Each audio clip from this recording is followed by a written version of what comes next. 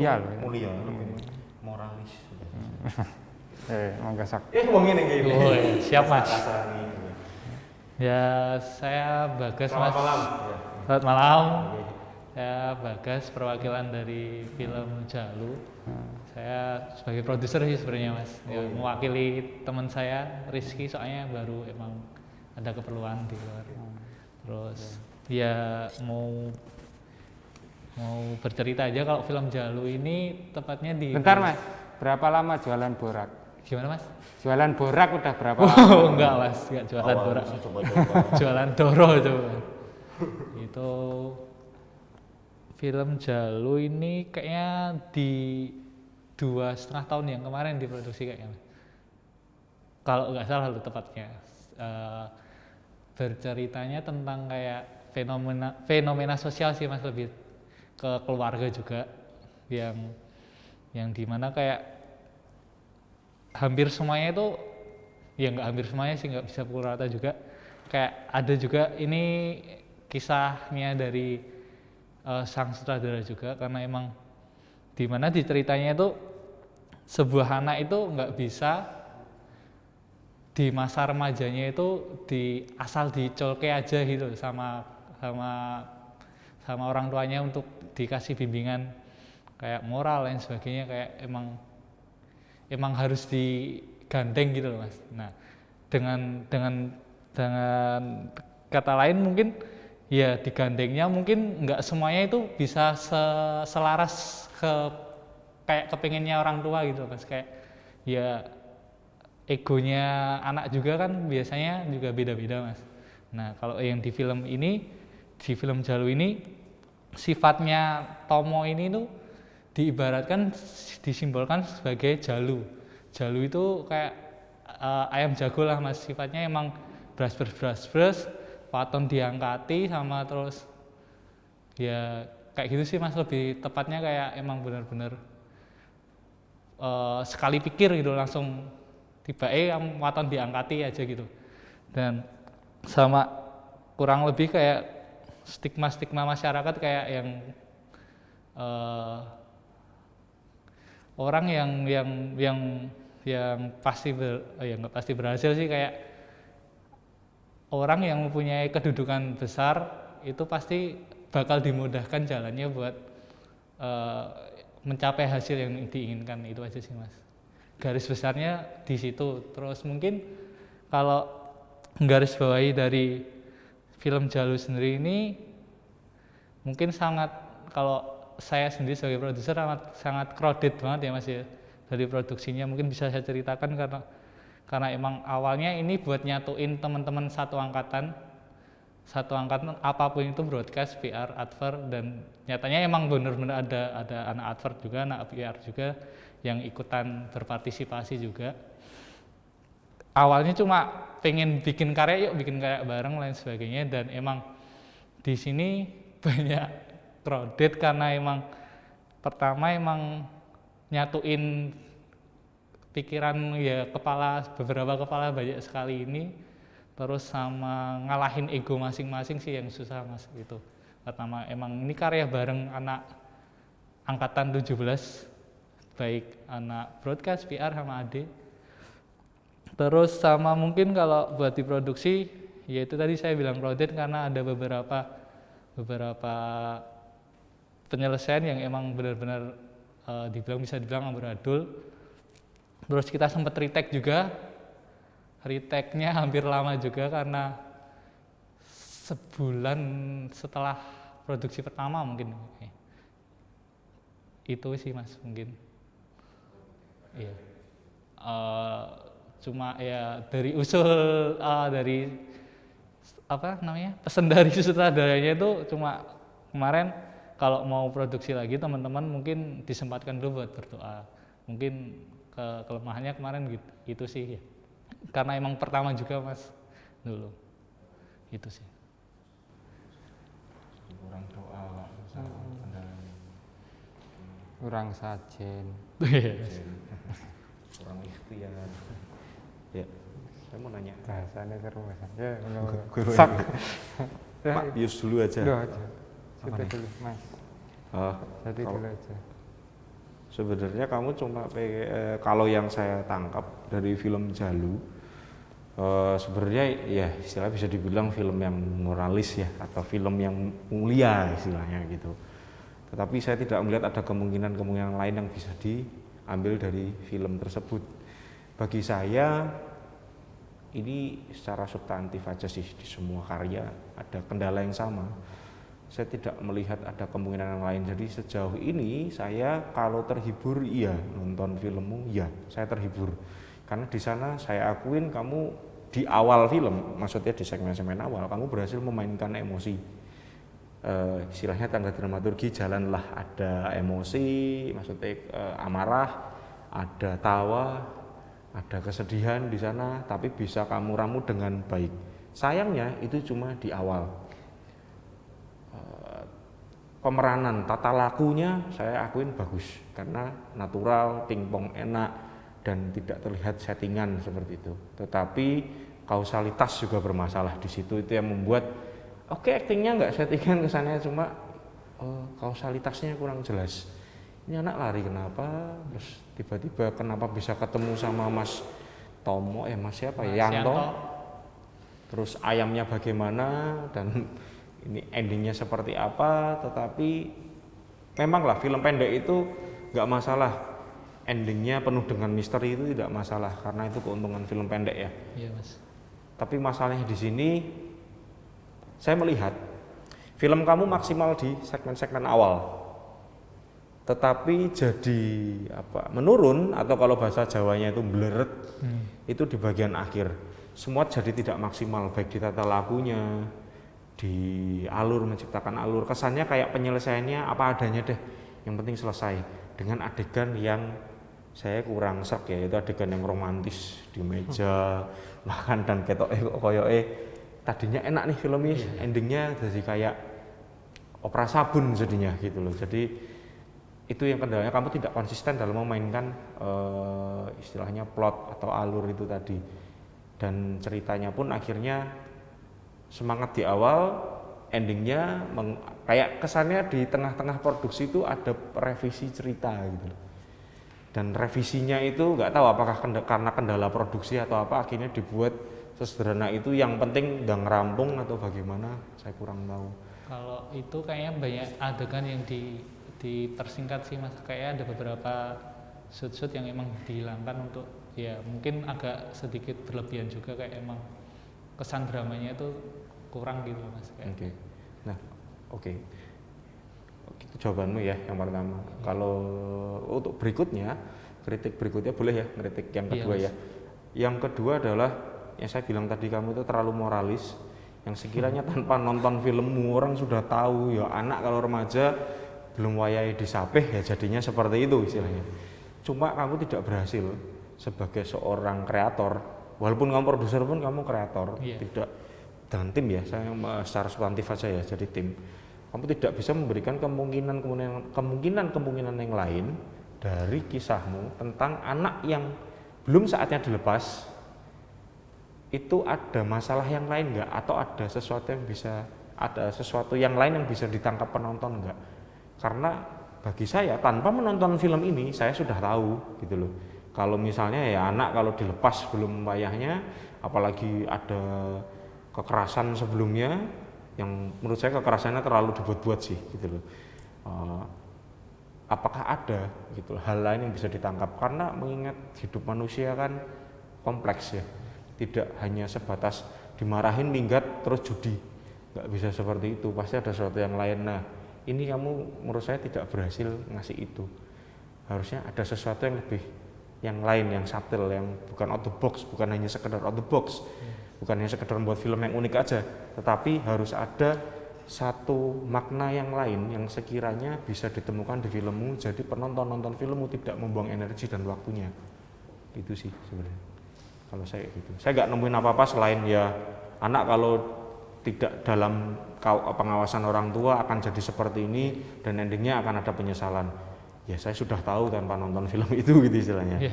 Tapi saya akuin di awal film enak, filmnya enak, saya ngomong enak sih untuk melihat. apa dramaturginya oke, TikToknya asik gitu. Cuma kembali lagi kausalitas yang bermasalah di sana. Gitu. Pak Yus, ya Sawet. sikat. Sikut. Itu sak kilo ngadeg kan mau. Oh dikasih kursi ya, mau bantal? Enggak apa-apa. Ini aja Mas. Oh, gitu aja. Santai. Ya udah. 2 jam loh. Kursi akeh dari jupuk. Iya, kalau saya tadi Mas Jati komentari bab konteks konten ya. Kalau saya mungkin sedikit aja sebenarnya. Karena saya basicnya di kamera ya sebenarnya. Ketika kita meletakkan kamera itu di dalam sebuah adegan itu kan sebenarnya kita meletakkan penonton kita di situ gitu. Jadi ini cuman sesederhana bukan dari sini apa.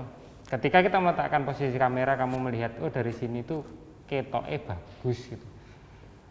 Sebenarnya cara sederhana kalau saya itu coba kamu melihat adegan itu dengan posisi yang sama seperti kamera itu kamu letakkan gitu. Misalnya kasusnya seperti contoh sekarang gitu ya, adegannya gitu, apakah nyaman nggak sih kamu melihat adegan itu dengan keber yang lebih besar, misalnya kasus di salah satu saat yang kamu bikin orangnya di sana, ketika orang kamu suruh duduk di pojokan geber gitu ya untuk melihat adegan itu gitu, apakah itu suasana yang ingin kamu bangun gitu, apakah suasana, nah part-part itu yang menurut saya coba digali lagi di film teman-teman. Banyak kalian mau mainkan emosi, banyak kalian mau memainkan dramatik, tapi ada satu komponen yang namanya part sinematik itu tidak dikelola. Nah gitu, kamu masih mengelola tokoh, kamu masih mengelola adegan, kamu masih mengelola dialog, tapi kamu belum mengelola sinematiknya. Ada kamera di situ yang bisa kamu kelola. Bagaimana sih penonton bisa melihat informasi yang ingin kamu sampaikan itu? Apakah kamu ingin membuatnya nyaman atau kamu ingin membuatnya tidak nyaman? Itu juga harus dikelola. Kalau secara overall sebenarnya part pertama mungkin part exposuring, oke lah, aman ke belakang gitu. Itu secara standar kualitas gambarnya bisa dilihat, tapi ada part yang lain yang menurutku bisa dikelola lagi dengan potensi dialog yang ingin kamu sampaikan, potensi informasi yang ingin kamu sampaikan itu lewat medium kamera itu lebih sebenarnya bisa kamu lebih kelola. Akhirnya itulah kita kenal dengan bahasa sinematik gitu.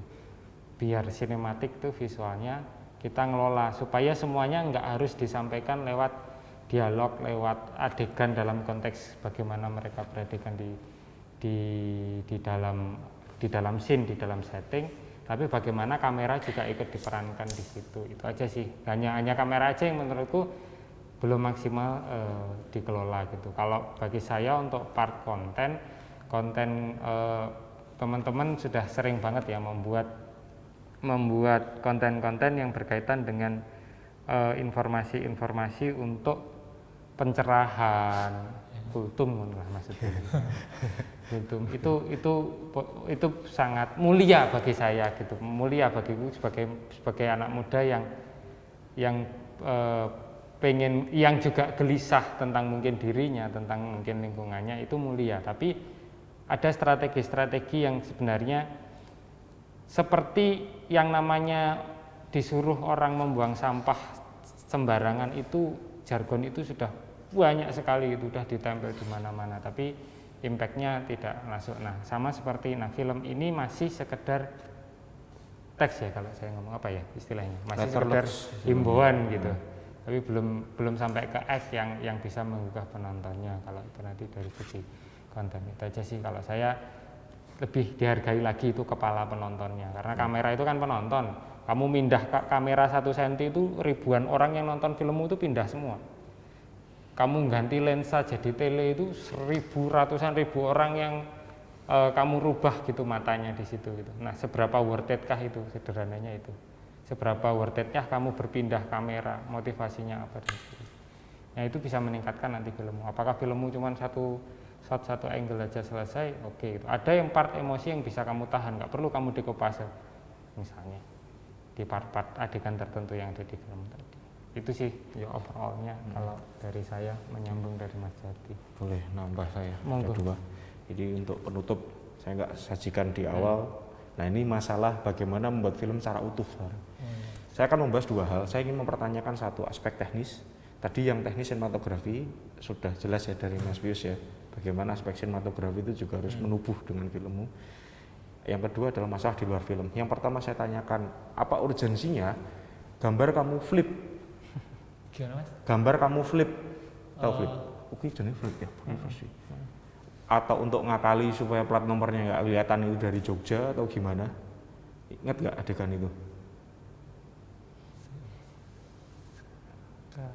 Jadi adegan mau berangkat beli, beli apa tuh? Itu kan di flip tuh. Iya Mas. Saya bingung waktu itu. Cekrek, greng, loh ngegasnya kok tangan kiri ya gitu. Tak lihat, oh ya platnya berubah gitu. Saya nggak nemuin urgensinya apa, Ya, karena mungkin, itu bukan efek, itu adegan bener-bener adegan inti, adegan utama yang sedang berjalan. Kenapa lebih ke urgensinya apa? di ini sih Mas, lebih ke karena emang awalnya juga itu kayaknya yang take yang selanjutnya karena emang bener-bener ya dikejar-kejar juga sih Mas itu. Ya mungkin itu luputnya aja sih Mas. Oh, Iya. soalnya di food kan banyak Iya. visual effect ya, itu jadi efek gitu ya. Superimpose ada satu gambar yang normal gitu loh. Iya. Yang satu gambar oh platnya kok jadi normal lagi, tidak flip lagi. Nah, itu yang jadi pertanyaan. Karena beberapa karya yang saya tonton ini nih yang bisa dibilang menciderai konsep sinematografi nih, prinsip sinematografi. Sinematografi digunakan untuk ngakali sebuah kesalahan, ini yang harusnya diminimalisir, nggak bisa. Maksudnya, kamu berbicara melalui sinematografi, bukan ngakali penontonmu dengan sinematografi. Itu. Nah, yang kedua, filmmu kalau saya masukkan apa istilahnya kritik terhadap prinsip ke perihewanan, filmmu habis hancur lebur filmmu. Kenapa? Pertama, kamu di film itu sangat memperlihatkan adu ayamnya. Yes. Tetapi di beberapa adegan yang lain, kamu bisa mengakali shot-shot yang sebenarnya nggak perlu terlalu panjang.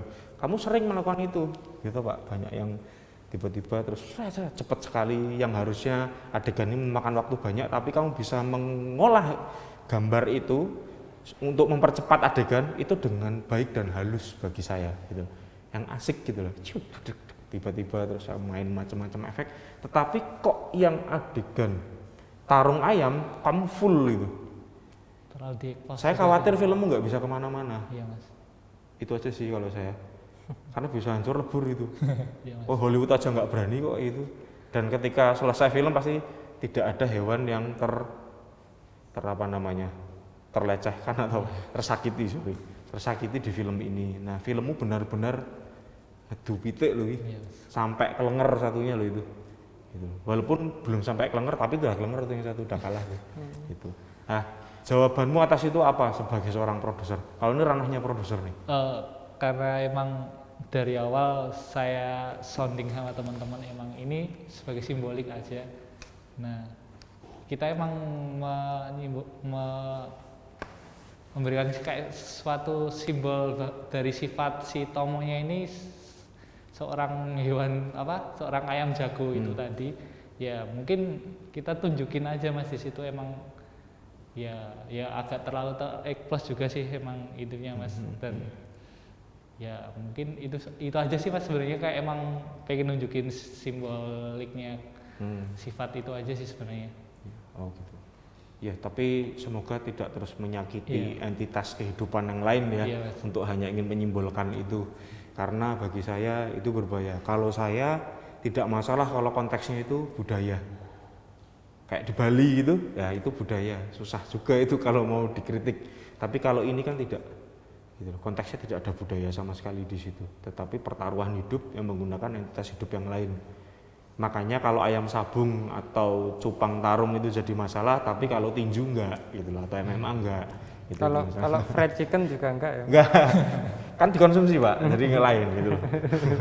Lain, kalau fried chicken lain gitu ya. Itu terlalu radikal sih kalau fried chicken terus dibelain gitu.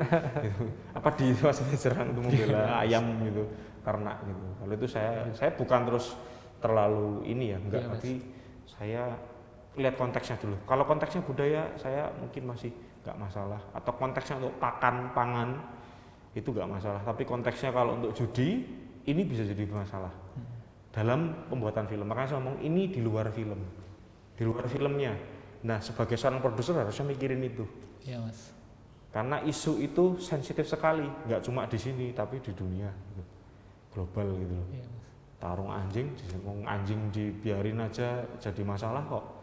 Apalagi ini ayam benar-benar ditarungin hanya untuk atas nama seni. Ini sama, untuk ngakali penontonnya atas nama sinematografi, untuk kebebasan melakukan segala hal, seni bisa dijadikan senjata. Padahal itu kan nggak tepat gitu. Oke? Siap, Mas. Semoga lebih baik ya. Siap. Oke, sip. Sebagai produser bisa melihat di luar film itu. Mantap. Ya, siap. Saya cukup, Makasih, Mas. Oke, saya cukup, terima kasih. MC sih kembali. Ya, mungkin segitu aja ya, Mas ya mungkin. Kembali siap. Ya, terima kasih, Mas. Siap, sama-sama. Oke. Terus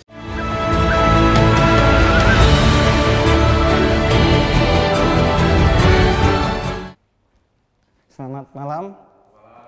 Di sini saya sebagai perwakilan dari produksi video klip Salsabila yang berjudul Snowflake. Ini saya sebagai sutradara. Nah, di sini saya mau menjelaskan video klip Snowflake. Jadi video klip itu kan menceritakan seorang wanita yang mengagumi seorang laki-laki, tapi dia tidak berani untuk mengungkapkan, yang mengakibatkan dia membuat sebuah imajinasinya sendiri gitu. Jadi di situ dia berimajinasi seakan-akan laki-laki yang dia sukai itu dekat dengan dia gitu. Nah, ada di situ menggunakan 3 tempat latar. Pertama ada di kafe, kedua di kayak sebuah tempat gelap turun salju, dan ketiga ada di kayak rumah gitu. Walaupun itu set studio yang dibikin kayak rumah gitu.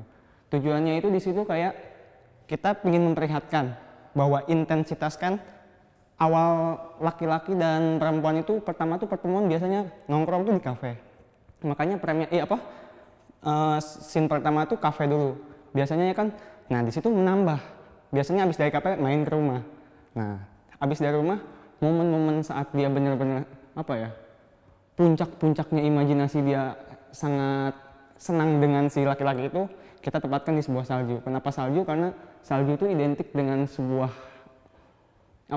cinta gitu. Makanya kita di situ ada sebuah salju, di situ menambah sisi romantis gitu. Di situ sih lebih tepatnya gitu.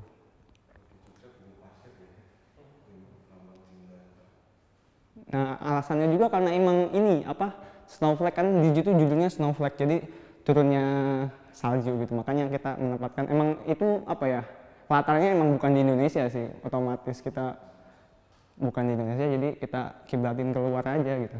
Makanya gitu sih. Ya? Udah sih, segitu aja. Ya dulu. Oh iya, iya. Terima kasih Bapak tadi. Snowflake ya, lagunya menarik yang pertama itu.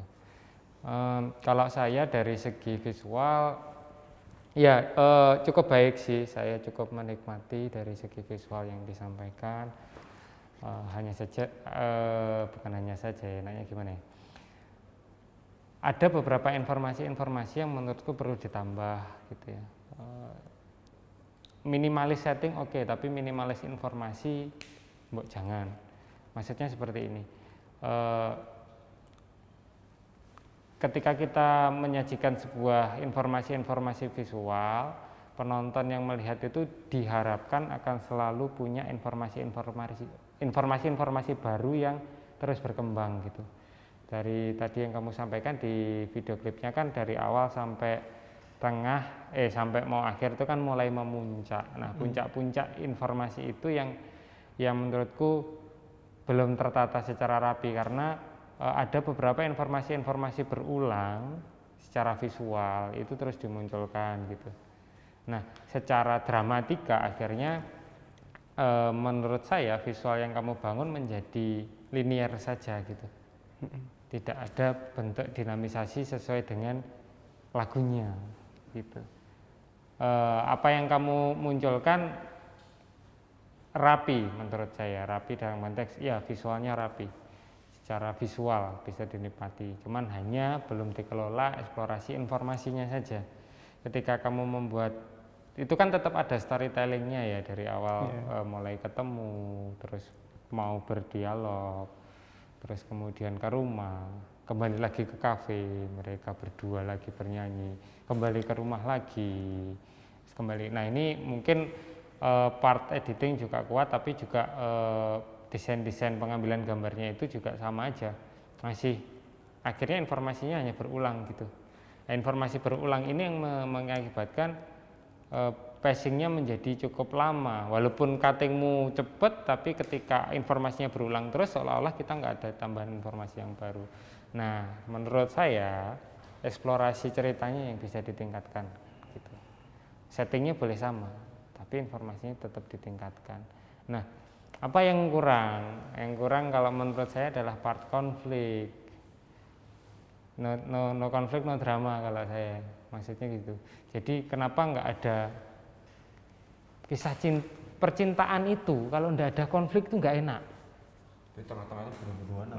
Bunuh-bunuhan apa nggawe kopi ini jadi teh apa. Maksudnya gitu. Jadi informasi itu indah, kadang bertengkar itu juga indah, enggak tak Pak? Gitu. Dinamika. Bertengkar itu indah. Nah itu belum kurang dimasukkan gitu. Nah itu akan menjadi dinamis visual yang kamu sampaikan. Jadi pertengkaran itu juga bisa indah loh gitu. Itu aja sih. Nah itu nanti bisa lapisan-lapisan visual yang kamu sampaikan, lapisan-lapisan kalau saya ngomong makna visual storytellingnya akan lebih meningkat kalau saya. Secara teknis lumayan rapi gitu. Nah ini menarik, tinggal itu aja. Kalau itu udah ada di part itu, nah itu menurutku bisa selesai. Itu aja sih mungkin dari saya. Enggak Mas. Jadi terima kasih atas waktunya. Ya saya setuju dengan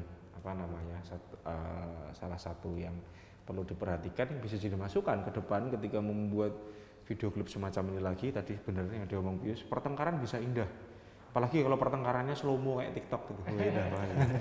Wah mau bunuh enggak, bukan bunuh-bunuhan, hanya pertengkaran seperti cekcok. Karena benar ini kan kamu tadi ngomongnya bahwa ini adalah seorang perempuan yang menyukai pelanggannya, akhirnya dia halu atau berimajinasi seakan-akan dia sudah menjadi pasangan. Bener juga ya, kalau misalnya ada pertengkaran di situ, jadi benar-benar utuh, benar-benar sudah jadi milikku gitu. Itu jadi sesuatu ide yang bisa out the box sih sebenarnya. Itu kalau dari saya kritiknya kebetulan sama, jadi kurang ada dinamisasi atau istilahnya kreativitas, main-main lah, nakal sedikit dalam video klip yang ada ini, karena harusnya ketika membuat video klip kita harus bisa berbeda atau nakal sedikit dari referensi yang kita punya. Misalnya musik seperti itu dibuat agak nakal, ada berantemnya, lempar tempat sampah atau gimana terserah gitu. Tapi ya nggak tahu cocok nggak, itu perlu dicoba. Mumpung masih punya waktu, energi gitu. Okay. Itu kritik sama masukan ya, mungkin lebih itu masukan.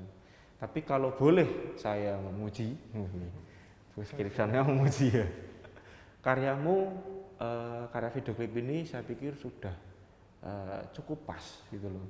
Musiknya seperti itu, ritmenya sudah pas, atmosfernya sudah oke, karena kamu terlihat masih, jangan sampai lupa ya istilahnya ya, bahwa video klip itu kan sebenarnya seperti promo dari musisi sebenarnya. Nah, tugasnya video klip tidak boleh merepresentasikan atau mencitrakan ulang yang berbeda dari konteks si musik dan musisinya sendiri gitu. Jadi kalau menurut saya musisinya seperti itu, musiknya seperti itu, kamu penggambarannya sudah pas match. Bahwa kalau dipromokan ya tidak berubah terus kan ada ya sering ya video klip malah melencengkan warna dari musik itu sendiri atau melencengkan dari karakter si musisi itu sendiri. sebagai produk promo. Sebenarnya video klip musik adalah produk advertising sebenarnya untuk mempromokan musiknya gitu. Karena kalau musiknya aja ya lewat YouTube, Spotify, CD, kaset, kalau masih ada kayak lewat itu kan. Video klip musik fungsinya untuk itu. Jadi ketika penonton nonton karyamu, mereka bisa konteks dan teksnya istilahnya itu bisa jadi satu, menubuh antara video dengan musiknya. Keuntunganmu adalah talentnya saya pikir sangat acting genik ya Pak. Kalau kamera fotogenik sih enggak, tapi acting genik lah istilahnya. Mereka benar-benar sing wedok, tapi lanangnya akhirnya bisa menerima itu gitu loh istilahnya gitu. Jadi untungnya dua-duanya asik, yang satu agak agresif ya ceweknya, yang cowoknya kalem aja gitu loh, seperti itu. Nyah-nyah lah gitu loh, malu-malu buaya lah istilahnya gitu. Nah itu enak atmosfernya, kelihatannya seperti itu. Kamu keuntungannya punya talent yang seperti itu. Kedua, keuntungannya mungkin ada ke enjoy, produksimu enjoy seperti itu. Jadi artistik saya lihat juga terlihat digarap dengan sungguhan. Artisnya digarap dengan sungguhan sampai di post pro saya kelihatan juga tidak terus mentah hanya main cutting grading selesai, tidak seperti itu, ada special effect. Intinya saya melihat ada keniatan di sini untuk membuatnya, dan kamu tidak melenceng jauh, malah kamu cukup bisa dan mungkin bisa dibilang bisa merepresentasikan musik dan musisi yang kamu angkat melalui video klipmu. Tapi itu tadi sangat disayangkan, ya sayang aja ya, nggak usah pakai sangat. Bener yang ngomong Bius, nakal dikit. Karena kalau kita ngomong percintaan itu nggak melulu utopia atau utopis. Maksudnya tuh semuanya mulus, semuanya hanya ada cinta, tidak ada pertengkaran, tidak ada permusuhan. Ada yang seperti itu, tapi kalau sudah hidup di surga kan seperti itu, mau nggak kan? Belum kan saat itu, masih imajinasi. Tapi imajinasi orang zaman sekarang ya cerdas-cerdas sih, bahwa pertengkaran itu yang bisa didambakan oleh seorang yang sedang jatuh cinta loh, gitu loh. Ingat manusia, kehidupan manusia adalah kehidupan yang kompleks dan sifatnya prareflektif, gitu. Oke, pernah dipikir sih, mikirnya kalau udah di kamar sendirian merenung lah itu reflektif, tapi kan ketika menjalani prareflektif. Saya bengi saya ilahiyah ya. Iya, Nah karo ngepil. Oke, itu masukan kami sama penilaian dari kami. Kalau bukan kami, saya nggak mewakili Anda juga ya, maaf ya. Kalau saya udah cukup gitu, seperti itu. Mungkin Aku sih jiwa, aku satu aja. Aku cuman yang adegan satu yang solo terus di kaca berkabut itu jadinya pengennya apa tuh? Nah itu tuh sebenarnya gini, awalnya itu kan kaca itu, jadi yang di kaca itu dia emang lagi, jadi ada sebenarnya dibikin kayak pertama live perform latarnya tuh, kedua dia saat emang kenyataannya dia, ketiga tuh imajinasi dia. Jadi ada 3 waktu di situ tuh sebenarnya. Yang kaca itu live perform, jadi kayak dia ngelihat ke jendela kan, yang pas dia live perform tuh ada jendela di situ. Nah kayak dia lagi nyanyi di jendela itu nggak ada ngelihat keluar gitu. Kayak lebih kayak gitu sih sebenarnya. Misalnya informasinya tropical banget, itu Neutral. jadi kayak hujan. Kalau mau ngomong salju, aku looknya jadi kayak hujan. Salju itu walaupun saya nggak expert di salju, tapi look dari salju itu lebih ke clean, bukan ke embun sebenarnya. Wet. Ya, Orang embun. Iya. Itu ada kesalahan juga sebenarnya. Jadi awalnya kita emang itu kan pure pakai editing yang di situ.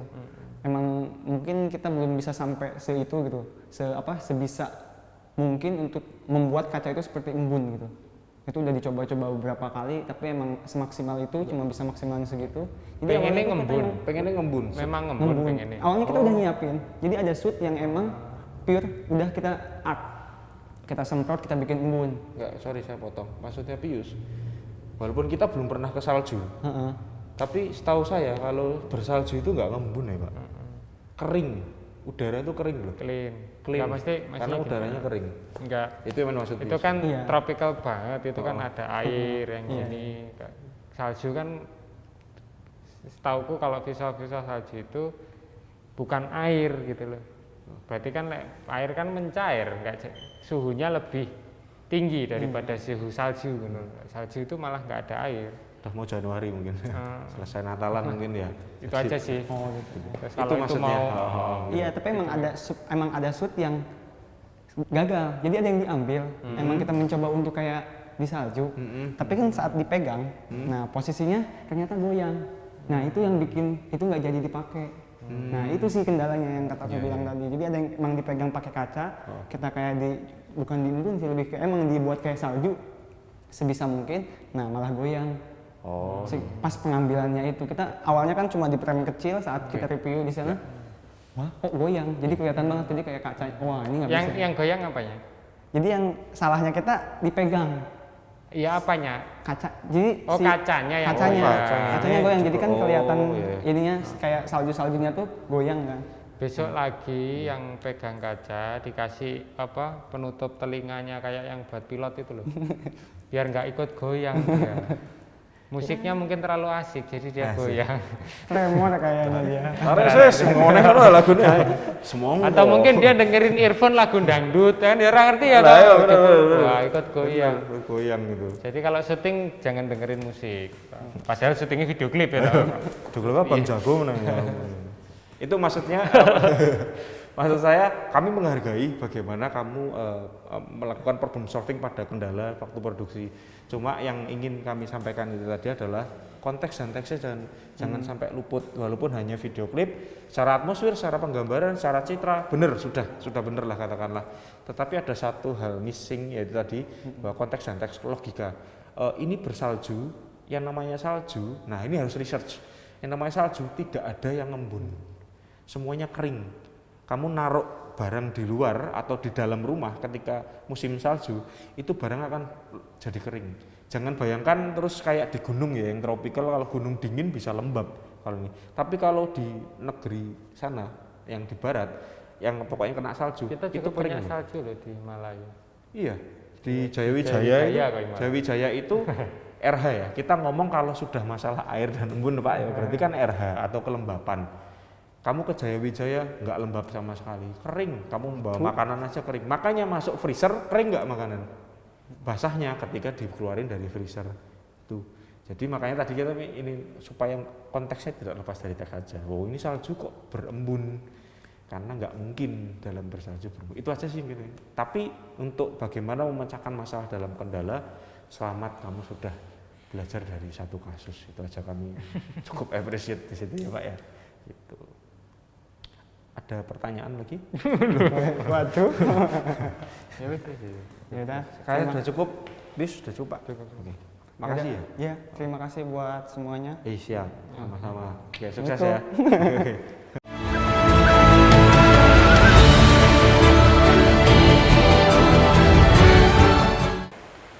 Selamat malam.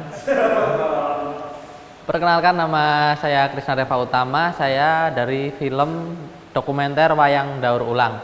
Nah, saya di Wayang Daur Ulang sebagai editor dan dibantu dua teman saya sebagai kamera dan sutradara. Jadi 3 personil untuk film Wayang Daur Ulang.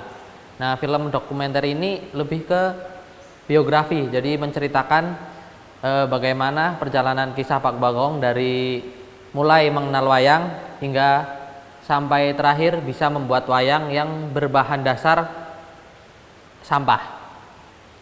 Nah, terus untuk produksi mulai dari praproduksi dari Februari kita mulai praproduksi sekitar hampir 1 bulan untuk menentukan persiapan, terus diproduksi 3 hari, terus di pasca produksi hampir sebulan.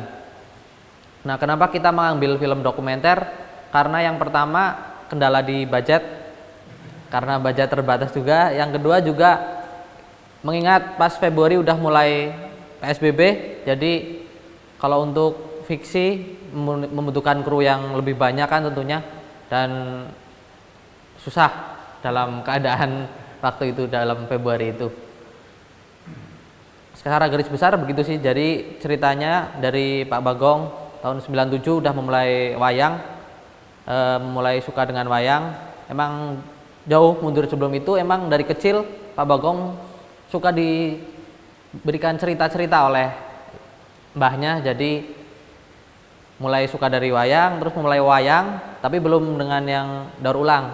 Jadi ke depan suka dan menemukan ide konsep, yaitu membuat wayang daur ulang dari sampah.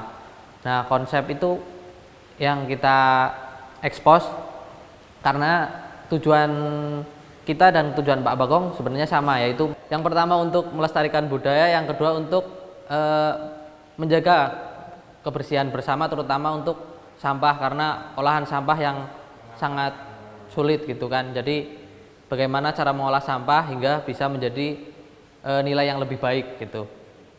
Terus nah itu tujuan yang kita sama dengan Pak Bagong, tapi kita juga tujuan kita untuk mengekspos biar masyarakat tahu bahwa banyak loh olahan sampah jadi barang yang kreatif gitu.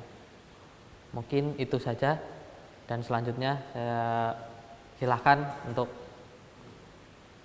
memberikan kritik dan saran. Itu Pak Bagong tuh tinggalnya di mana? Pak Bagong tinggalnya di Tempel. Tempel Magelang. Oh, Tempel Magelang. Oke. Profesi utamanya? Profesi utamanya mendalang. Pendalang. Nah, Gajinya dapat berapa? gajinya kalau yang pas dulu bisa untuk menghidupi keluarga sih dengan istri dan anaknya, karena banyak juga job manggungnya itu bisa sebulan itu bisa sampai 20 kalian. Itu Sekali manggung dia dapat berapa? sekali manggung nggak tentu sih. Bisa kan, itu juga manggungnya juga bisa kan kadang di sekolah dan kadang juga yang di mall-mall, tergantung itu, tapi sekitaran bisa sekali manggung di rata-rata bisa sampai 5 sampai 10-an. Punya istri? Punya istri 1, Anaknya? sama anaknya yang kecil 1. Anaknya suka sama bapaknya? Anaknya Maksudnya ikut terus dengan bapaknya, terus enggak sih, kalau untuk pas lagi pentas panggung enggak ikut, tapi kalau untuk kegiatan di rumah pasti anak ikut, diajarin kadang wayang gitu ikut, juga ya? ikut kumpul sama keluarga, terus istrinya juga ikut bantuin, kadang ikut ngecat atau ikut ngerangkai gitu. Ada penghasilan tambahan nggak dari selain Pak Bagong sampingannya juga Gojek. Dia juga Gojek dan juga punya warung di depan, kayak mirip angkringan gitu. Dari sekarang lebih banyak mana pendapatannya, dari angkringannya, Gojeknya, atau dari wayangnya? Gimana? Sekarang lebih banyak pendapatannya dari mana, angkringannya, Gojeknya, atau wayangnya? Kalau sekarang pasti dari angkringannya, karena Gojeknya nggak terlalu, dan manggungnya juga semua di cancel karena COVID-19. Kalau bapaknya itu lebih suka dipanggil seorang pengusaha atau dalang atau apa? Lebih suka dipanggil siapa bapaknya? Lebih suka dipanggil dalang tentunya. Dalang, karena ya? emang passionnya dari kecil sampai sekarang emang benar-benar suka di dalang. Targetnya dia apa ke depan melihat kondisi keluarga? Target dia ke depan itu sebenarnya mengedukasi sih, lebih ke mengedukasi. Dia kan lebih ke mengedukasi anak dari rentan umurnya untuk manggung, itu lebih suka ke yang anak-anak gitu, dari SD sekitar SD. Jadi lebih memberikan moral gitu, pesan-pesan moral. Dan ceritanya Pak Bagong itu nggak pernah bercerita tentang negatif. Jadi misalkan kancil mencuri timun, Pak Bagong nggak pernah cerita tentang itu gitu. Dia mendongeng nggak pernah pakai itu karena ada konotasi yang negatif, yaitu mencurinya gitu. Jadi benar-benar Pak Bagong menceritakan yang benar-benar positif, edukasi terhadap anak-anak gitu. Bapak ibunya juga seniman nggak, Pak Bagong? Enggak, bapak ibunya enggak, tapi emang suka. Bapak ibunya itu berasal dari latar belakang apa? Bapak ibunya Pak Bagong? Bapak ibunya enggak ini sih. Oh, belum tahu. Berapa Belum tahu. bersaudara Pak Bagong itu? Pak Bagong belum tahu juga. Oh, belum tahu. Ada kakak ini keluarga di dekatnya itu nggak ada? Kakak ada sih, kemarin pas syuting sempat juga situ. Oke, kalau ini sebenarnya kenapa enaknya gini sih. Kenapa kamu mungkin keseluruhan aja ya. Kenapa Pak Bagong dipilih dan untuk fungsinya untuk apa sih sebenarnya untuk kita menonton Pak Bagong gitu. Kita memilih Pak Bagong karena itu tadi yang pertama sudah saya jelaskan, yaitu tujuan yang sama. Jadi pertama melestarikan budaya, jadi kita tetap mengangkat Pak Bagong karena salah satu yang berpengaruh. Yang kedua tentang lingkungan gitu. Utamanya lagi di sampah, dan kita pengen mengekspos itu. Begitu. Menurutmu yang belum kamu tahu tentang Pak Bagong apa? Banyak sih, kayak mungkin dari kerabat mungkin, dan backgroundnya juga karena kita persiapan juga mepet. Berapa lama kamu kenal Pak Bagong? Tim semuanya kenal Pak Bagong berapa lama? Udah lumayan sih, hampir sebulanan. Jadi persiapan waktu prepare kita main ke tempat Pak Bagong, terus makan juga di tempat di warungnya depan. Oke. Kita melihat kesehariannya Pak Bagong gitu. Hampir sebulan. Pas Februari, tapi nggak full sebulan. Jadi beberapa hari ke situ. Lama. Ya, oke. Penutup aja. Jadi kenapa saya bertanya seperti ini sebenarnya berkaitan dengan kamu tadi mengatakan satu biografi, yang berikutnya adalah dokumenter itu sebenarnya penuh dengan pertanyaan. Bahkan kalau sebelum kita membuat dokumenter, baiknya kita mempertanyakan kepada diri kita sendiri tentang dokumenter yang kita buat sampai kita bahkan tidak mampu bertanya lagi tentang pertanyaan-pertanyaan. Nah, pertanyaan-pertanyaan itu nanti akan kalian jawab sendiri gitu sebenarnya. Jadi bikin pertanyaan sendiri, jawab sendiri gitu. Nah, kaitan dengan itu akhirnya teman-teman akan punya perspektif gitu. Nah, perspektif itu yang akan membuat kuat karakter dari Pak Bagong. Ada kas yang lebih kuat lagi tentang Pak Bagong, karena sebenarnya dari karya yang kalian sampaikan kalau dikatakan biografi ya belum, masih jauh gitu. Masih jauh kalau kamu ingin mempotret biografi seorang Pak Bagong gitu. Jadi ada beberapa informasi-informasi yang belum sampai gitu, secara 3 dimensi tokoh itu belum keluar kalau kita berbicara biografi loh ya. Kalau kalian hanya berbicara ya ekspositoris, ada tokoh namanya Pak Bagong yang suka membuat wayang dari hasil daur ulang, itu mungkin part yang lain. Tapi kalau berbicara biografi, potret itu beda lagi. Terus yang berikutnya harus ada yang namanya dokumenter, itu harus ada sudut pandang dari sutradaranya. Sutradara itu sebenarnya pengen ngomong apa dengan Pak Bagong, ada sekedar informasi enggak harusnya.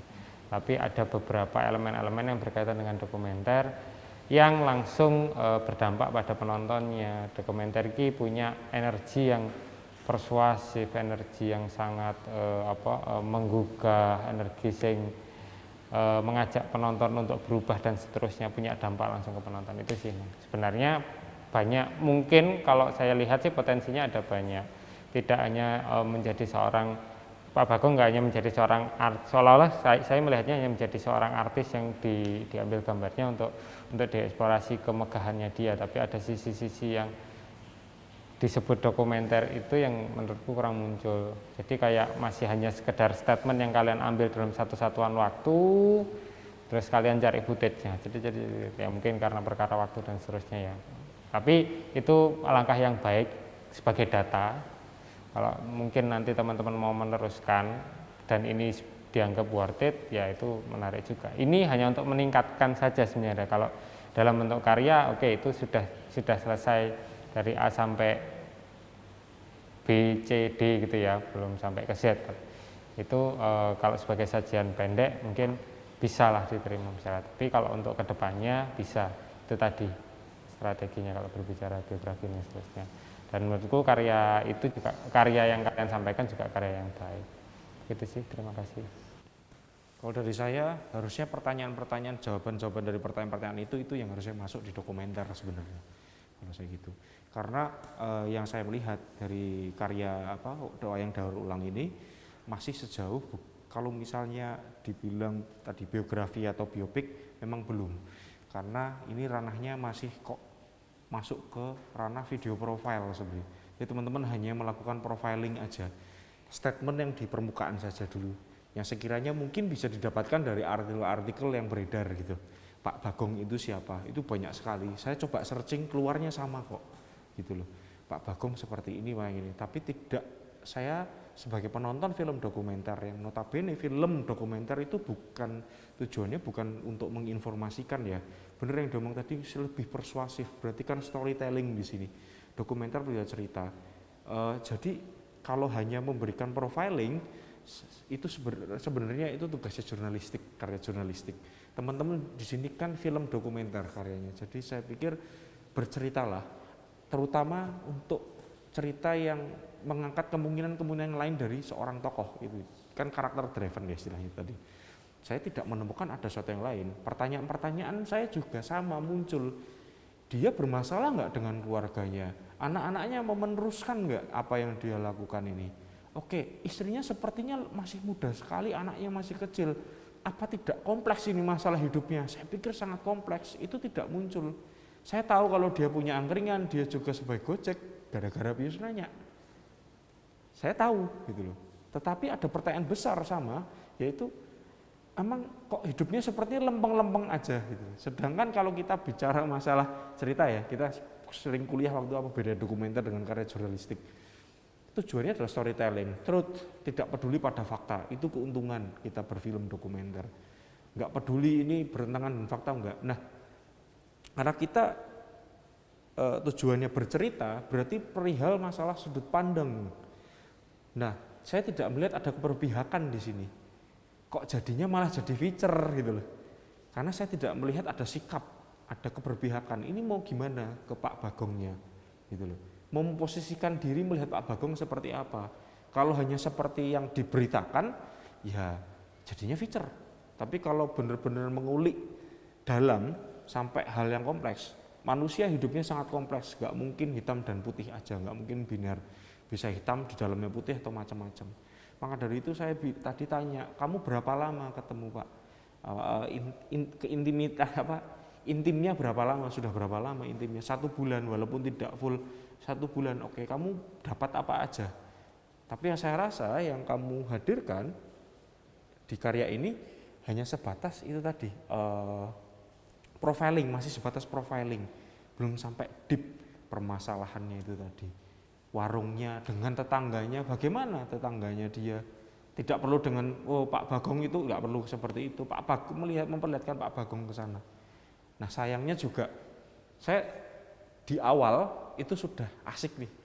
Nah ini akhirnya nonton film dokumenter, tidak terlalu banyak kosmetik, shot-shot yang indah atau apa, ada drone terus yang ini sunyi semua masuk. Kita dipersiapkan, memang penonton dipersiapkan untuk mengikuti sebuah cerita, enak di awal sudah. Berjalannya waktu banyak pertanyaan yang kok jadi profiling. Saya pikir saya tidak melihat sesuatu yang baru. Saya mikir kok malah sibuk bikin adegan settingan daripada ngikutin dia sehari-hari gitu, yang apa adanya, yang natural. Dokumenter itu sangat natural. Nah, sikap, penentuan sikap kan ditentukan selama observe itu, selama observe mengambil gambar Pak Bagong itu. Bisa jadi loh tujuan awal Pak Bagong itu mulia nih. Awal membuat dokumenter Pak Bagong mulia, tetapi ketika perjalanan waktu ternyata si sutradara atau tim atau semuanya produser masa ini orang jahat deh, sah untuk membuat film itu, membuat bahwa Pak Bagong itu jahat misalnya seperti itu, kayak Of the Killing gitu. Itu sah, itulah keberpihakan, itulah sikap dari seorang sutradara film sebenarnya atau kreator film. Saya tidak berbicara hanya sutradara aja di sini, as a team ya, kolaboratif ya gitu. Nah jadi begitu. Pertanyaan itu malah yang harusnya masuk, yang harus dijawab di gitu. Kalau hanya sebatas profiling, saya searching sama kok gitu, yang di Google kok sama gitu. Itu jadi saya pikir waktu itu mungkin waktunya ya kurang lama atau bagaimana, atau karena terhimpit waktu sampai tidak bisa memberikan kemungkinan yang lain terhadap sosok tokoh ini yang sebenarnya pas kita sudah tahu pasti ada permasalahan, kita pengen ngerti permasalahannya apa. Anaknya masih kecil, istrinya masih muda, dia sudah sangat tua seperti itu.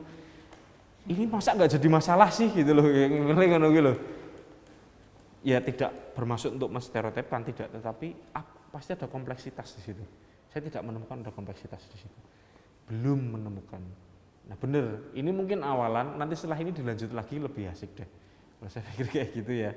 Kalau awal nggak apa-apa karena waktu ya, tapi setahu saya 1 bulan itu sebenarnya sudah cukup. Jadi daripada terlalu sibuk membuat adegan settingan yang sebenarnya tidak ada urgensinya, yang ngambil botol di pinggir jalan di atas gundukan daun yang sudah terbakar itu yang dikarung itu, kalau di Indomaret itu masih natural enak ya, memang nyari paling enak di Indomaret gitu ya, tong sama Indomaret. Lalu itu kan terlalu dibuat-buat, daripada sibuk untuk buat itu lebih baik memang udah bonceng Pak Bagong kemana-mana, pasti dapat cerita, ada sesuatu yang kompleks di situ. Baru setelah itu tanyakan ketika wawancara gitu. Kalau saya biasanya kayak gitu, saya ngikutin dia 1 bulan, selesai itu saya kumpulkan, saya konfrontasi istilahnya, karena saya akhirnya melihat saya punya sikap, saya konfrontasi untuk cross check bener gak dia seperti ini, untuk menghasilkan istilahnya keberpihakan atau sikap yang lebih matang sebagai seorang pembuat gitu. Jadi jangan wawancara dulu baru cari footage, tapi ngikuti dia kemanapun baru siapkan pertanyaan. Karena bedanya film fiksi dengan metode fiksi dengan metode dokumenter film ini, itu kalau film dokumenter bisa berubah di tengah sikapnya gitu, dengan metode itu, karena itu sah. Kalau fiksi aja kan cuma berubah revisi ceritanya ya, tapi kalau dokumenter dia bisa sampai berubah sikap. Tadinya membela ini, ternyata mengikuti berjalannya waktu mengikuti enggak nih, enggak bisa kayak gini, ini harusnya seperti ini. Itu sah di film dokumenter. Itulah keuntungan atau privilege membuat film dengan metode dokumenter. Nah, sayang kan kalau nggak dipakai itu, kayak gitu. Sayang kan kalau privilege itu nggak dipakai, pakai aja. Saya harap ini nggak berhenti di sini karyanya. Mungkin karena terpentok waktu ya, PSBB apalagi, jadi nggak bisa dilanjutin. Tapi semoga ini bisa dilanjutin dan ada memunculkan kemungkinan-kemungkinan yang lain yang memang penonton atau masyarakat harus nonton film ini supaya ngerti ada sisi lain dari Pak Bagong gitu. Oke, itu dari saya itu aja, terima kasih. Tapi sejauh ini appreciate, saya senangnya adalah bener-bener tidak banyak kosmetik di filmmu. Jadi kan nggak ada terus kebanyakan drone atau apa, musik juga pas masuknya nggak masalah. Jadi saya nonton film yang ngikutin cerita enak-enak aja.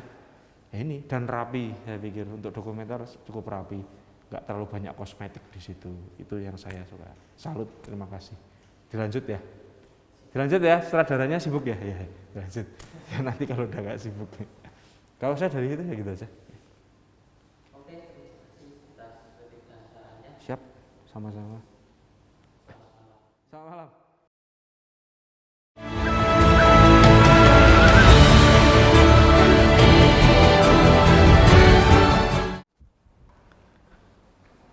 Selamat malam Mas. Selamat malam. Sebelumnya saya ucapkan terima kasih kepada Mas Pius dan Mas Jati, terutama ini luar biasa banget ya ini. Bisa disanjung sama sinis-sinis yang udah banyak pengalaman. Rek Mas. Nah, singkat saja ya Mas ya. Jadi Oke, terima kasih. Singkat ya. Singkat dari penjelasan dari saya maksudnya gitu. Pertama di sini saya akan menceritakan sedikit mengenai pembuatan film Hening Gendis selintas novel adaptasi dari buku puisi ke film fiksi. Jadi film ini berbentuk fiksi gitu. Durasi 8 menit, digarap pada waktu akhir 2019 November kalau nggak salah. Itu film itu diikutkan lomba ke GSFF itu yang Gramedia. Nah, terinspirasi dengan konsep Perihal Gendis karya dari Pak Sapardi Djoko Damono. Ini apa ya namanya, terutama Pak Sapardi Djoko Damono ini adalah puitis terkenal ya, mungkin banyak dari masyarakat Indonesia khususnya yang pecinta puisi itu mungkin udah terkenal namanya di mana-mana. Dan kemarin mungkin apa namanya belum lama ini meninggal dunia gitu ya, jadi sedih gitu ya. Nah, jadi awal pembuatan film fiksi ini saya mengimplementasikan itu dari buku ini. Ini Perihal Gendis yang saya ubah jadi namanya Hening, kemudian tetap pemerannya Gendis. Pada waktu itu saya ambil pemeran dari contoh gambar yang berada di puisi ini. Ini menceritakan sebuah gendis itu adalah arti kesepian. Nah, kesepian itu saya saya rancang untuk membuat film itu jauh dari orang tua ceritanya. Nah, ini maksudnya dia itu tidak mengenal pendidikan moral maupun pendidikan yang baik dari kedua orang tuanya, karena Gendis itu apa namanya, keasliannya itu adalah seorang anak yang terbuang gitu. Tapi di dalam film ini tidak saya perlihatkan bagaimana dia kecilnya seperti itu dibuang atau seperti apa, tapi saya lebih ke masuk ke konsep yang dilombakan itu. Film ini itu digarap kurang lebih peraturannya 5 orang, 5 kru yang itu digarap oleh anak-anak Akindo. Wah, ini bangga saya. Itu kemudian maksud dari tema dari film Bening Gendis itu pun yang pertama itu pendidikan anak, itu bisa mengajarkan bagaimana di dalam film ini khususnya anak kecil ya, anak kecil itu tidak apa namanya, harus mendapatkan pendidikan yang sewajarnya, tidak boleh mendapatkan kekerasan ataupun apa namanya, sesuatu yang membuat hatinya sakit, bisa menjadi seseorang yang broken home gitu ya. Nah, yang kedua tujuan dari film ini tentunya ini untuk menjadi pembelajaran bagi sinias-sinias muda yang ada di Indonesia, tentunya itu agar lebih, khususnya kaum muda itu untuk lebih membaca literasi, mengambil sebuah film itu dari sebuah buku. Nah, ini mungkin apa namanya, bisa menumbuhkan budaya literasi di Indonesia gitu.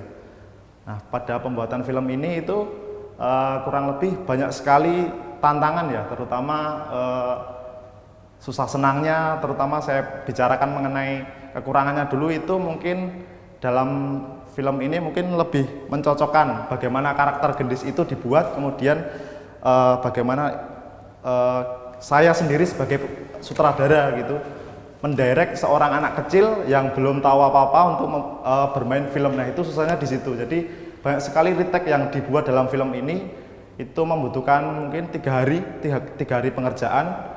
Kemudian mungkin kelebihannya ya mungkin nanti bisa diulas oleh yang senior ini yang itu terutama yang susah ya. tuh. Nah, Nyari kelebihannya gitu ya Mas. Mungkin seperti itu aja singkat dari apa namanya, presentasi dari saya, mungkin silahkan ditanggapi, monggo. Apa sih? Gantian. Ya. Sebelumnya terima kasih, dan sebelumnya mau nanya, sudah pernah kuliah di mana, Mas? Gimana? Sudah pernah kuliah di mana? Belum. Oh, belum. Ini pertama kali kuliah? Iya. Maksudnya di Akindo ya, kuliah Iya, di pertama Akindo. maksudnya di Akindo. Oh ya. Besok mau kuliah lagi gitu. Oh, amin. Iya. Saya pikir sebelumnya sudah pernah kuliah.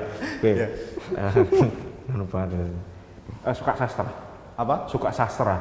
Suka ya sedikit-sedikit sih. Mungkin pengalaman dari dulu bermain apa namanya, diajak bermain ketoprak itu, ditonton banyak orang, ternyata seni drama itu keren ya gitu. Terus masuk ke sini kok lu suka sastra gitu, terus baca-baca gitu. Akhirnya pas waktu itu nggak sengaja itu dapat buku ini, terus pas ada lomba itu, loh pas banget gitu. Kenapa tidak dicoba untuk membuat sebuah karya gitu, dan gitu. Oh gitu, siap. Mungkin kalau boleh menilai ya, istilahnya mengapresiasi, mungkin lebih tepatnya mengapresiasi. Iya. Yang pertama yang menjadi pertanyaan besar saya adalah sejauh apa film ini berhasil membuat penontonnya seperti yang kamu harapkan? Oh gitu. Ya mungkin ini ya lebih ke apa namanya, dalam artian berhasil itu mengena, cerita itu bisa menyampaikan, terutama ditujukan kepada orang-orang tua gitu ya, untuk mendidik seorang anak gitu. Terutama mungkin film ini sudah saya putarkan, mungkin sudah saya share ke beberapa WA mungkin. Dan itu responnya ya mungkin kalau bagi saya yang pemula gitu sukses gitu.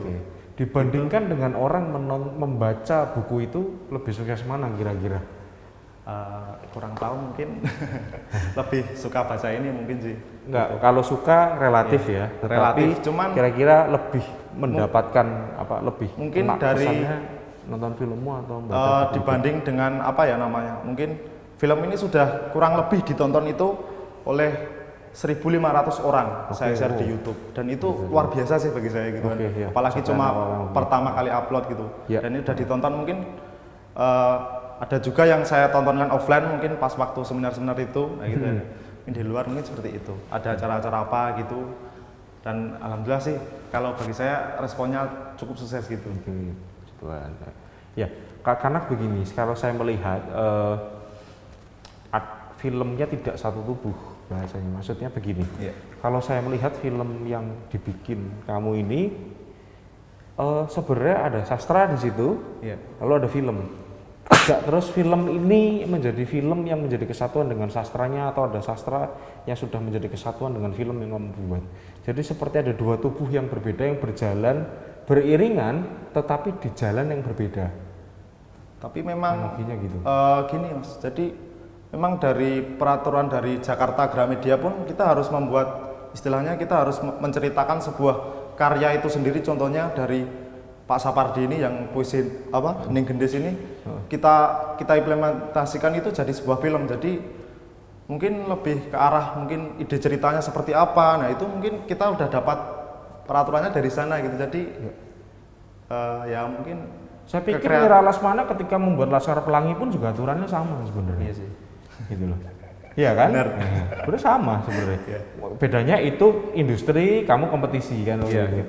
Nah, sebenarnya yang saya ingin kritik di situ bahwa kamu jangan terus asik ketika membuat film yang dari gubahan sastra, malah kamu asik di sastranya aja. Saya lihat yang paling bagus adalah narasi si Gendis ketika membacakan puisi. puisi itu. Iya, Filmnya saya nggak usah nonton filmnya, lebih asik saya dengerin si Gendis. Jujur ya, jujur aja ya. Iya, nggak apa-apa sih. Semoga tidak dianggap penghinaan, nggak, saya sama Oh, sekali nggak, tidak nggak. menghina. Wah, nggak, masukan nggak. semangat Oke, itu. wes, jangan hipokrit itu dong.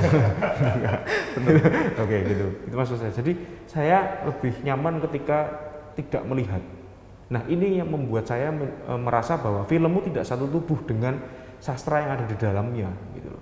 Seperti film musikal misalnya, tapi musiknya kayak terpecar, kayak termutilasi lah dari tubuhnya istilahnya. Ada tangan, ada kaki, tapi semua terpencar jadi tercerai-berai istilahnya. Jadi tidak satu tubuh. Harusnya kita melihat itu tidak lagi terus. Lah kalau misalnya film itu jadinya hanya sebatas tempelan untuk supaya puisi-puisi itu bisa tervisualisasikan, teraudiovisualisasikan, ya ngapain? Saya lebih baik nonton atau mendengarkan drama radionya aja, gitu loh. Saya melihatnya seperti itu waktu itu. Jadi saya memaklumi lah mungkin ya, karena mungkin ini awal. Iya sih. Awal maksudnya adalah awal menemukan talent yang memang awal belum bisa berakting misalnya, terus kamu olah. Nah, poin plusnya di situ sebenarnya. Kamu sudah Iya sih. memulai belajar bagaimana ternyata ngolah dari nol itu nggak enak. Iya. Jadi bukan kebanyakan isi dari film ini itu sebenarnya lebih ke perkata ya Mas. Jadi contoh itu ada puisi yang ayah ke selatan, kemudian ibu ke utara. Nah, itu kan istilahnya dia dijauhi gitu loh Pak. Mas, jadi sama kedua orang tuanya, dan kemudian dia merenung di Bukit Tinggi. Nah, itu saya ambil juga bukit gitu loh, scene yang ada di bukit yang berada di endingnya. Nah gitu. Ya, saya tahu maksudnya kamu ingin menggambarkan apa yang persis yang ada di situ. Yang berada di puisi gitu. Tapi terlalu harfiah menurut saya, gitu loh. Bahwa film memiliki kekuatannya untuk tidak terus bisa sama plek dengan tidak letterlock istilahnya dengan itu. Kamu bisa menggambarkan hal yang lain. Itulah kayak luar biasanya film ya. Iya sih. Kamu bisa bermain saya demikian rupa tanpa keluar dari konteks dari makna intinya gitu loh. Tapi di sini kamu tidak bermain itu. Tapi sebenarnya yang saya bilang terpecah atau tidak menjadi satu tubuh itu bukan perkara itu ya sebenarnya. Tapi perkaranya adalah kamu harus menyadari jika pengolahan yang kamu lakukan itu masih belum total, atau kamu masih hanya tereksotifikasi mungkin romantis dengan sastra yang ada di situ. Kamu hanya merasa terpesona oleh puisinya itu, akhirnya kamu seperti tidak maksimal dalam mengolah konten audiovisualnya. Dalam hari ini film yang notabene sebagai medium penceritaan audiovisual gitu loh. Jadi penggarapan dramaturginya udah yang penting dapat talent, yang penting dapat lokasi, yang penting ada gambar gunung aja.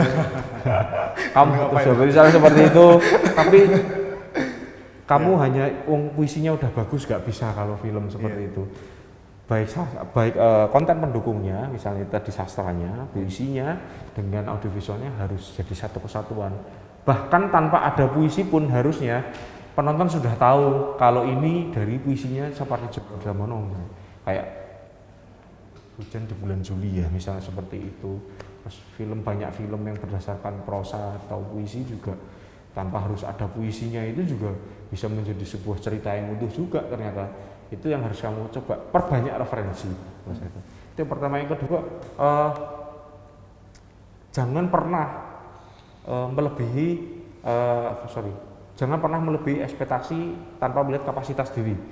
Ini bukan penghinaan sekali lagi, tidak, tapi begini, ketika kamu ingin membuat penonton menangis tapi kamu tidak memiliki referensi yang kuat bagaimana cara membuat penonton menangis, saran saya tidak usah dicoba. Gitu. Karena pengennya bikin penonton nangis jadinya ketawa loh.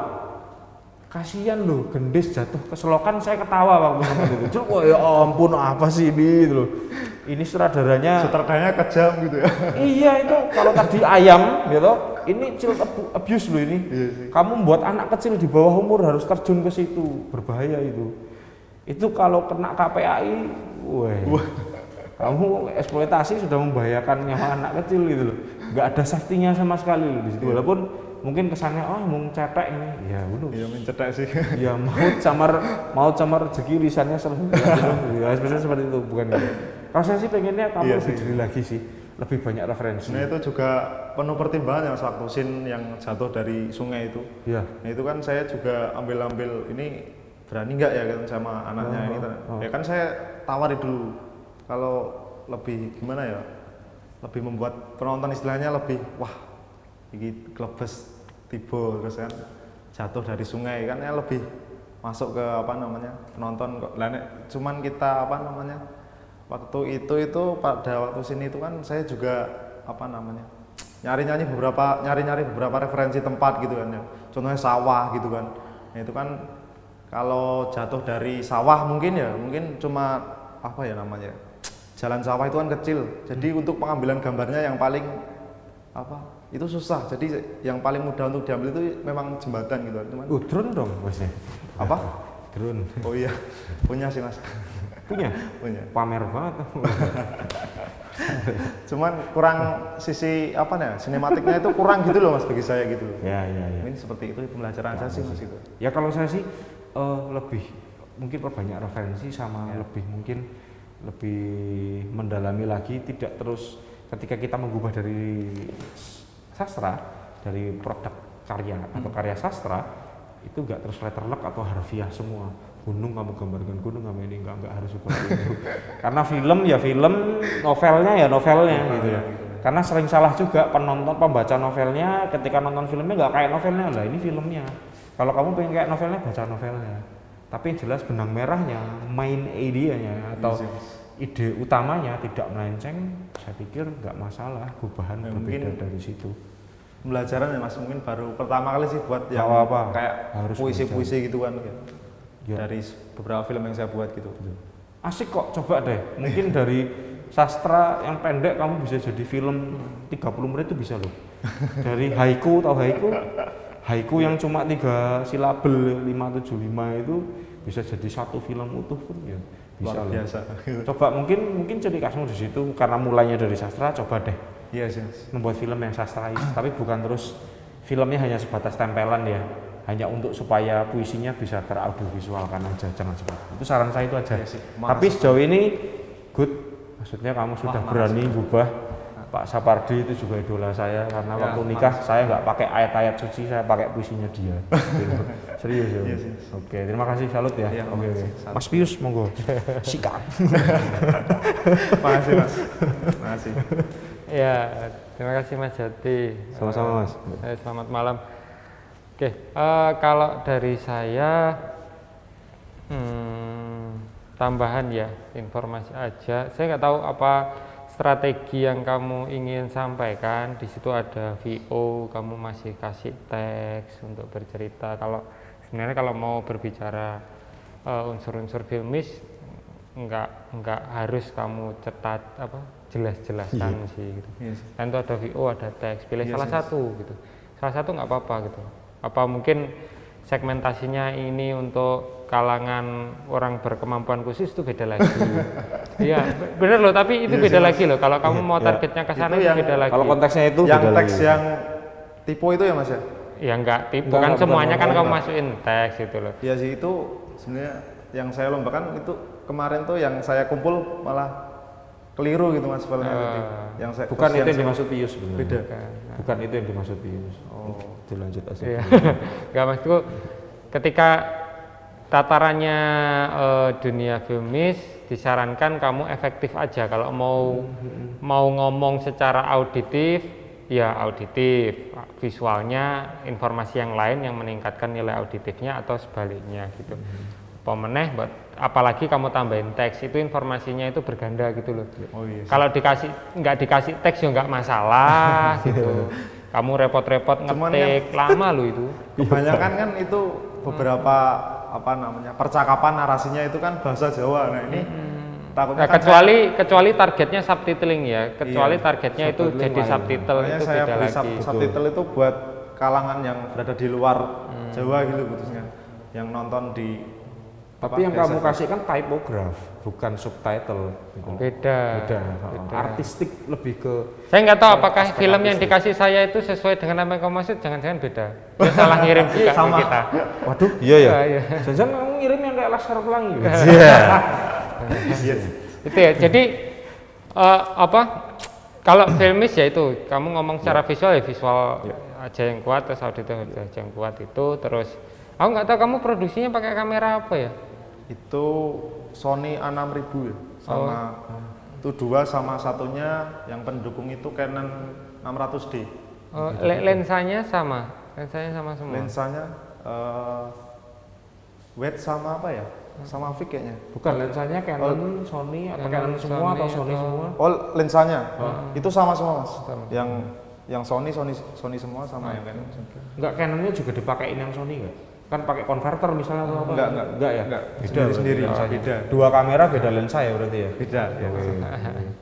Ya sebenarnya saya nggak tahu apakah terjadi perubahan di file post processingnya atau apa, tapi saya Editing. nggak melihat proporsi visual yang normal gitu. Maksudnya ada semacam bentuk yang tidak Beda.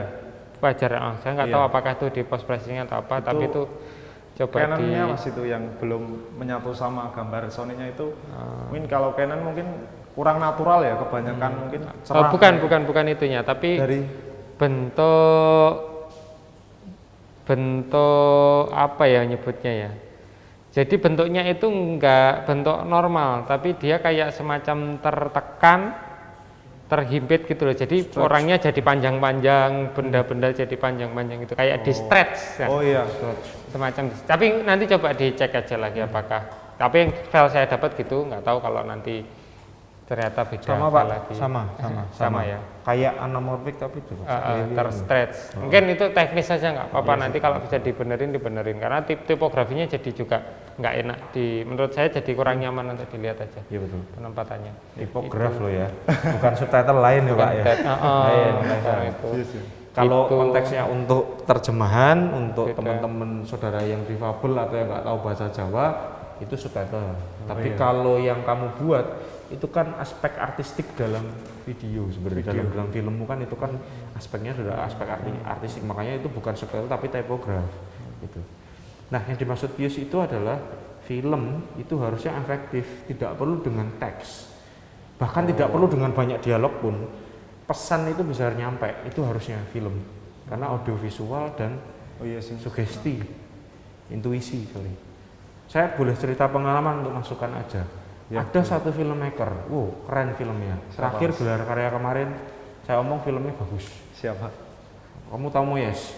Siapa? Moyes? Moyes. Nggak tahu. Oh, dia Pelatihnya MU. orang Iran. Filmnya bagus tentang itu Pak, Seneng Prawiro Taman gitu. Oh, Cuma Prawiro bagi Taman. saya, selesai nonton itu, saya pikir ini kamu kurang ajar deh Yes gitu. Kenapa? Setiap membuat film, saya pikir selalu ada teks di endingnya. Jadi kayak kesannya tidak percaya diri dengan filmnya. Film itu udah oke, film udah ngomong tanpa ada teks. Kenapa harus dengan teks? Ini gitu? hujan ya? Apa? Hujan. Hujan Pak. Astaga. Ya pulangnya nanti jam 1. Astaga. Gitu. Jadi saya pikir filmnya sangat sayang. Seandainya itu yang di belakang selalu di Panas, ending panas film banget. ada teks, itu nggak ada, hilang, hanya credit title sebagai wujud penghargaan kru yang bikin, saya pikir filmnya sudah oke, karena filmnya sudah sangat ngomong. Tetapi kenapa ada repetitif? Seakan-akan tidak percaya diri dengan filmnya, dan ditambah tidak percaya pada penonton bahwa mengerti apa yang ingin kamu sampaikan gitu loh. Kesannya kan kayak gitu. Sebenarnya itu yang dimaksud Pius dan saya sih sebenarnya, yang maksudnya teks itu harusnya gitu ya. tidak perlu ada, karena sudah ada narasi, narator, VO tadi itu ada VO plus ada teks, jadi ada kayak informasi ganda yang seakan-akan penonton itu tidak bisa mendengar, tidak bisa membaca, dan tidak bisa berbicara atau berperasaan gitu loh. Itu sebenarnya. Jadi ngapain bikin film kalau kamu kayak gitu, mending kamu nge-tweet aja gitu lah ya. Atau bikin artikel atau bikin novel sekalian untuk dibaca gitu loh.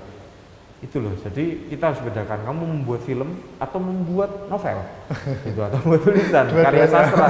Oh ya, boleh nggak apa-apa ya, filmnya nggak laku ya, nanti tutup-tutupan gitu bilang, katanya nggak lebih dari ini, bisa. Jadi kayak gitu masukan saya.